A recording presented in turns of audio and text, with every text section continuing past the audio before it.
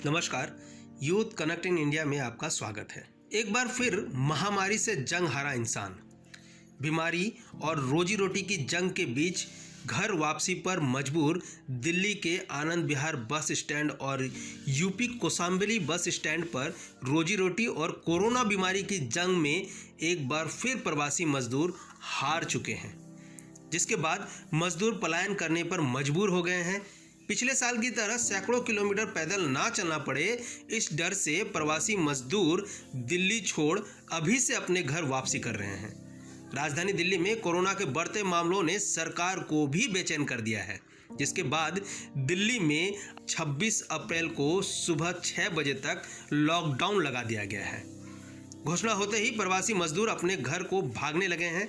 क्या बच्चे और क्या बुजुर्ग, सभी सर पर सामान लादे हुए अपने घर भागने लगे हैं। तपती धूप में मानो पसीना शरीर को भिगो रहा है, लेकिन रोजी रोटी खोने के डर से पलायन करना ज़्यादा आसान दिख रहा है। दिल्ली में लॉकडाउन की घोषणा होने के बाद प्रवासी मजदूरों का पलायन शुरू हो गया है। आनंद विहार बस स्टैंड पर भारी संख्या में प्रवासी मजदूरों की भीड़ आ गई है। उत्तर प्रदेश और बिहार जाने वाले लोगों की भीड़ बढ़ती जा रही है। दिल्ली में एक सप्ताह का लॉकडाउन है, लेकिन मजदूरों को भरोसा नहीं हो रहा है कि एक सप्ताह बाद दिल्ली में सब कुछ सामान्य हो जाएगा। सबको इसके लंबे चलने का डर सता रहा है। यही डर है कि मजदूरों का पलायन होने लगा है। आनंद विहार के फुट ओवर ब्रिज पर सबसे ज़्यादा भीड़ देखी जा सकती है। यूपी परिवहन निगम का कौशाम्बी बस स्टैंड से यूपी और बिहार जाने वाले बसें पूरी तरह भरकर जा रही हैं।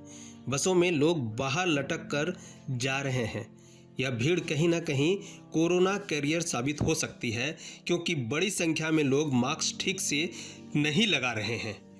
सामाजिक दूरी का तो कोई जैसे ख्याल ही नहीं रख रहा है। ये प्रवासी मजदूर बता रहे हैं कि लॉकडाउन के कारण गांव जा रहा हूँ, गरीब आदमी हूँ, कमरे का किराया कैसे दूंगा, कंपनी बंद हो जाएगी, कहाँ से काम कर खाऊंगा। पिछले 4 महीने का किराया अपने जेब से भरा था। छोटे छोटे बच्चे हैं, बहुत दिक्कत होती है।